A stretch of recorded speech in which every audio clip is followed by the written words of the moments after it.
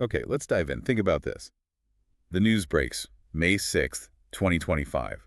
And amidst all the usual headlines, you see a poet's name, Mosab Abu Toha. From Gaza, no less. Exactly. A poet from Gaza wins the Pulitzer Prize for commentary.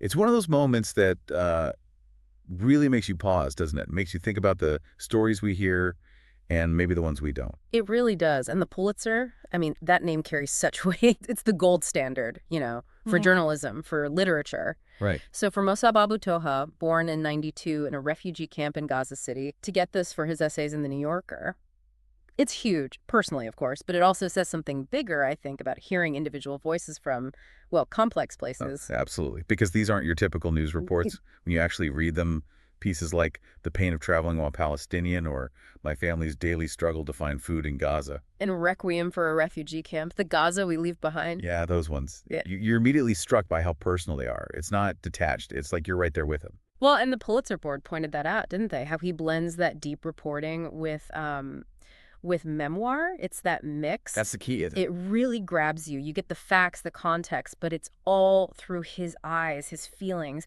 It makes the whole situation in Gaza feel much more tangible, less abstract. And to really get the weight of his words, you have to know a bit about where he's coming from.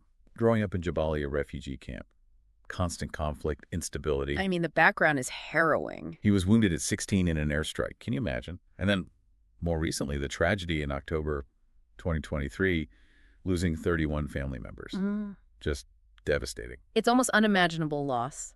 And that experience, that profound grief and hardship, it's right there in the writing. It gives it this raw authenticity. You know it's earned. Definitely not written from a distance. And even with all that, he's also been trying to build things, create hope, like the library he founded. Oh, the Edward Said Library, yeah. Back in 2017. The first English language library in Gaza. Think about that commitment. It's incredible. A space for books, for connection in the midst of everything, and then Then it gets bombed.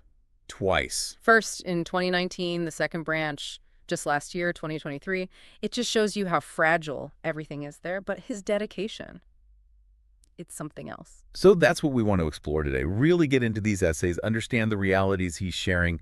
Let's start with My Family's Daily Struggle to Find Food in Gaza. Even the title. It's stark, isn't it? But what hits you is the vulnerability. It's not statistics about food shortages. It's a father trying to feed his kids. Right. That daily anxiety, that search for basics, it really brings home the human cost behind the headlines about aid, It forces you as a reader to connect with the individual experience.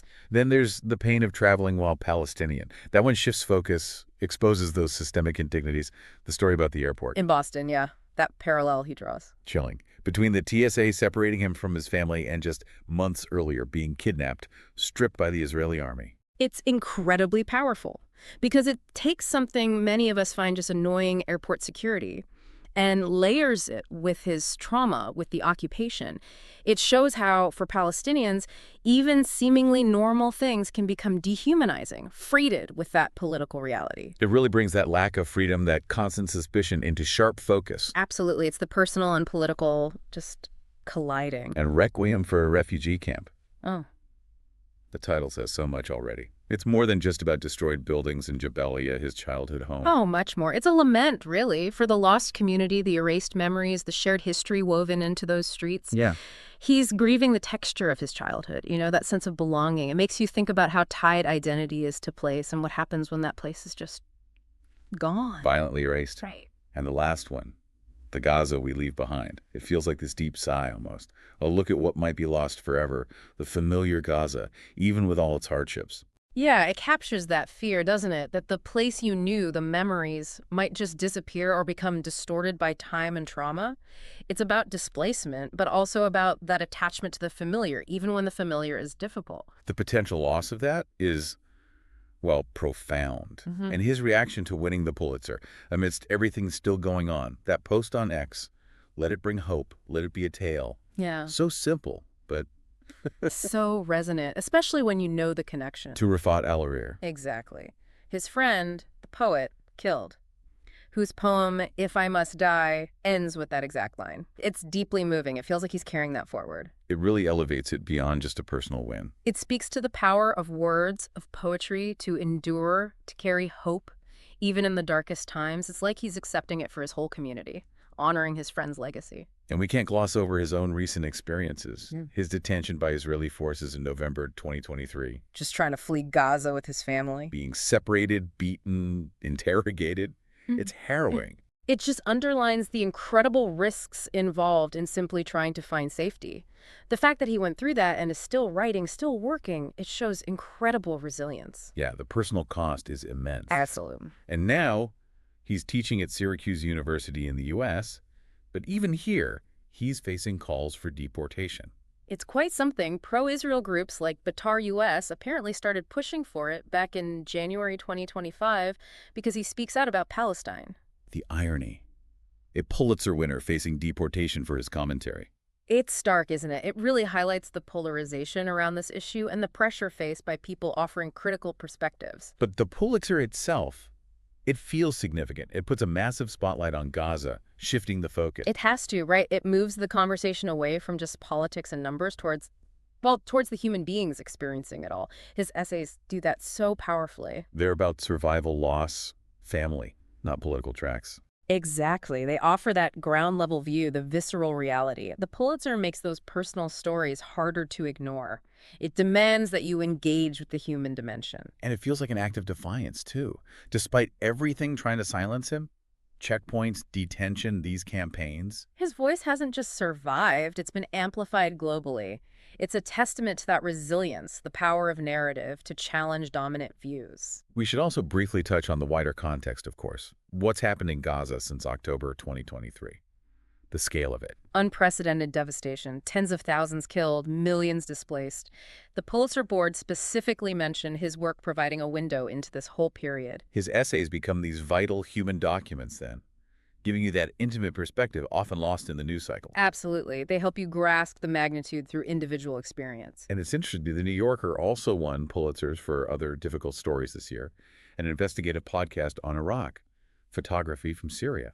Right, and awards for fiction and drama, too, like the novel James and the play Purpose, also dealt with challenging human narratives. So his win fits into this broader recognition, perhaps, of the need for stories that confront tough realities. It seems that way. A recognition of journalism and art that helps us grapple with the complexities, the tragedies of our time, encourages you to see the power in different kinds of storytelling. And behind the prize, behind the essays, who is Mosab Abu Toha?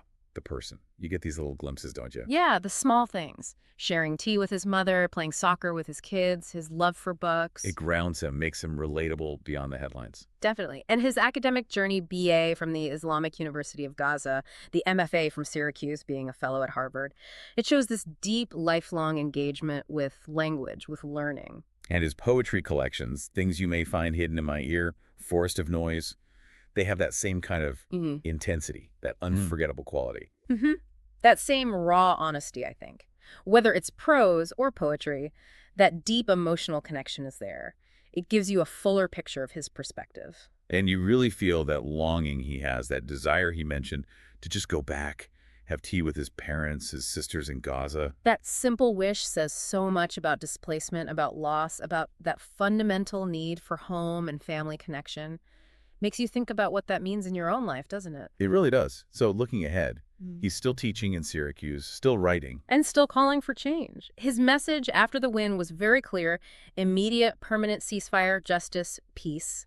That remains the focus. His commitment seems unwavering, even with this huge personal recognition. It really underscores his sense of responsibility, I think. A reminder that the larger issues, the struggle for justice, continue. And for anyone listening, engaging with his work feels important.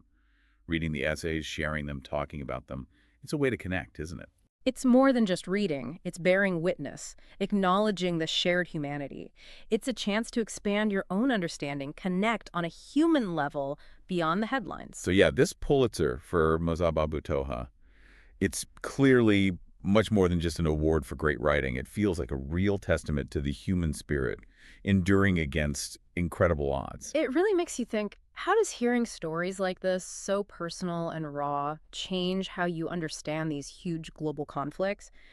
And what's our responsibility, really, when it comes to listening to voices from places like Gaza? What does it mean to truly listen and to amplify those voices? That's something to sit with. Definitely. And with that, we really do encourage you listening. Seek out Mosab Abu Toha's work. Read those essays in The New Yorker. Find his poetry. Exploring his words yourself is, well, the best way to continue this deep dive.